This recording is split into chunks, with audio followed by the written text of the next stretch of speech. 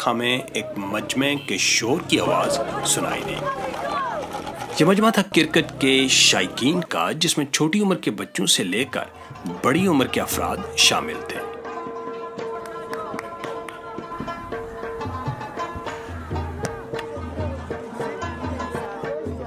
हम भी बेख्तियार इस अनजान इलाके के अजनबी मजमे में शामिल हो गए, लेकिन बेगानगी का एहसास उस वक्त अपनायत में बदल गया जब इस पुश्तून मजमे का एक फर्द हमें अपने घर ले जाने पर बज़िद हो गया। हमारे हजार इनकार के बावजूद न सिर्फ वो हमें अपने घर लेकर गया, बल्कि हमारी तवाज़ो भी की। जिस तरह ये इलाका खूबसूरत है, इसी तरह यहाँ के लोग मुहब्बतें बिखेरने वाले, प्यार करने वाले और मेहमान नवाज हैं। ये लोग मेहमान नवाजी को अपने फ़राइज़ में सरे फहरिस्त समझते हैं।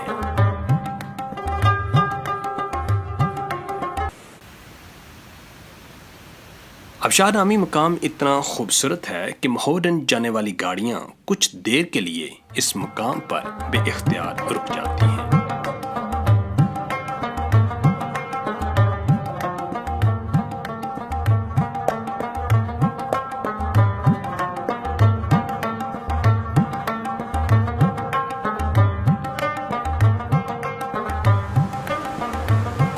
पथरीले मैदान से गुजरते हुए हम एक बार फिर घने जंगल में दाखिल हो गए।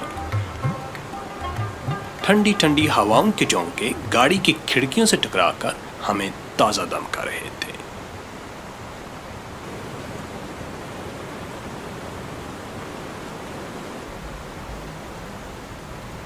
दरिया से महज 1 मीटर ऊंचे रास्ते पर हमारी गाड़ी फराटे भरती गुजर रही थी और ये जीप ट्रैक हमें फितरत के नए रंगों से मुतारफ करवा रहा था।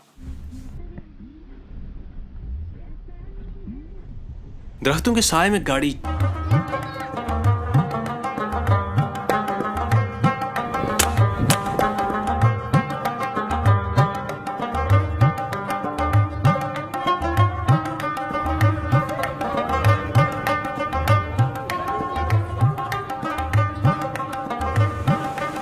मोहरन झील की तरफ आगे बढ़ते हुए हमें एक और मचलते हुए दरियाई नाले का शोर सुनाई दिया, जैसे कोई दीवाना पत्थरों पर सर मारता हुआ जा रहा हो। जंगल के बीचों बीच गुजरता हुआ ये दरियाई नाला एक रोमानवी मंजर पेश कर रहा था। जगह जगह रुकने और इंतहाई खस्ताहाल सड़क की नाहमवारी की वजह से तकरीबन 6 घंटे के थका देने वाले सफर के बाद हम मोहरन झील पहुंच गए।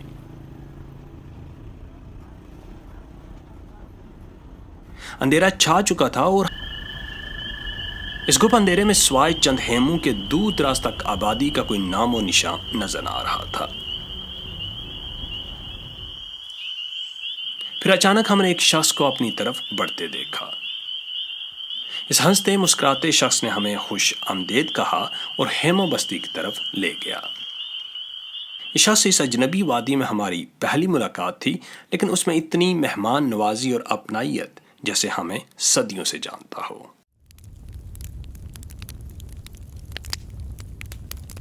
जब सारा मुल्क गर्मी से बुलबुला रहा होता है, तब भी ये इलाका शदीद सर्दी का मंजर पेश कर रहा होता है।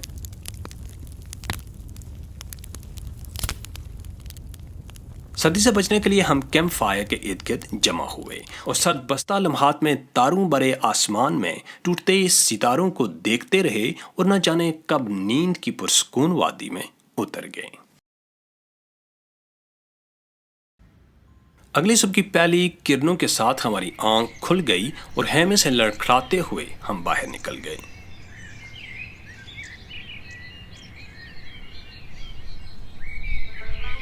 सूरज की धूप आहिस्ता आहिस्ता वादी में उतर रही थी। टहलते टहलते हम नदी के किनारे दरख्तों के झुंड में जा खड़े हुए।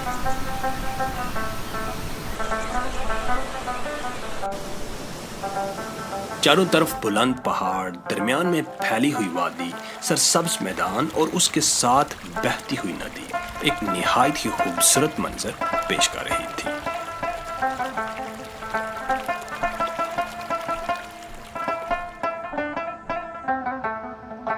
मैदान में दूर तक घास का सब्ज कालीन बिछा हुआ था जिस पर बेशुमार हेमे नस्ब थे। कुछ देर ही बाद वादी में जिंदगी सांसें लेना शुरू हो गई। कहीं पालतू घोड़े चरते नजर आ रहे थे, कहीं चिमनियों से धुआं उठने लगा था, कहीं नई मुसाफिरों की आमद शुरू हो चुकी थी तो कहीं नई मंजिलों के सफर के लिए तैयारी की जा रही थी।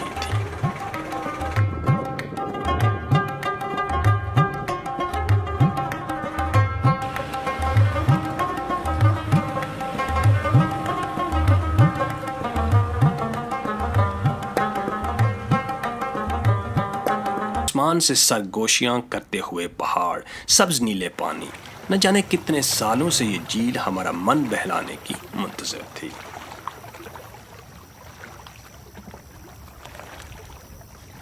हम कश्ती में बैठकर झील के तिलिस्माती हुस्न में डूबते चले गए।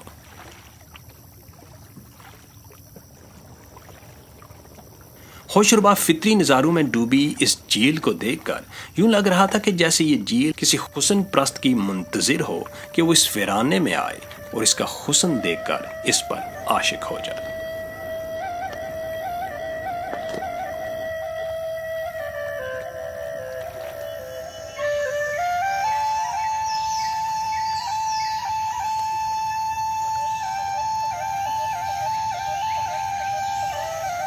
झील के उस पार जंगल नुमा एक सरसब्ज इलाका नजर आ रहा था जो हमारी मंजिल था।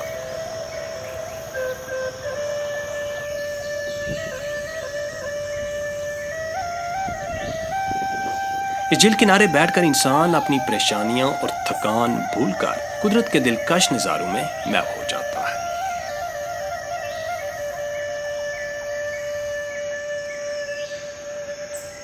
फितरत का हुस्न अपने दामन में समेटे ये झील गर्मी के चंद महीने ही अपने हुस्न के जलवे दिखाती है और फिर सारा साल बर्फ की चादर ओढ़े नई मुसाफिरों के ख्वाब देखती रहती है।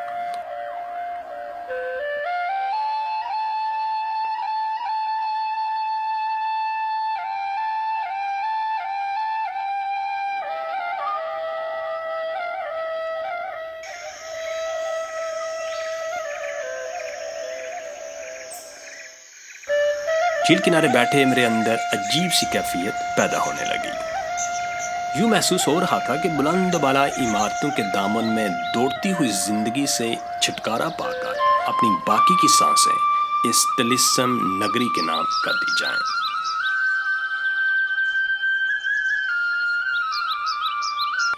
शायद मेरे अंदर भी कोई खाना बदोश रहता है जो वीरानों में जिंदगी बसाने के ख्वाब देखता है।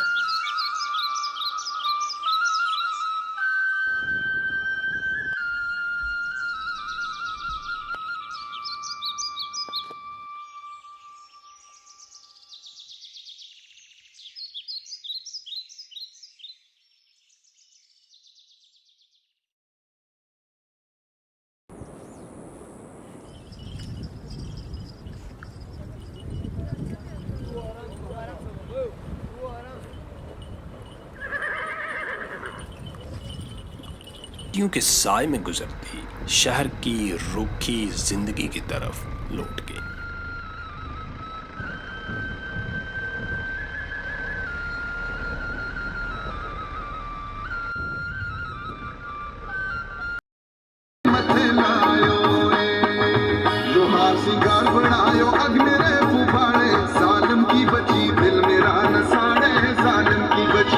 ईरान के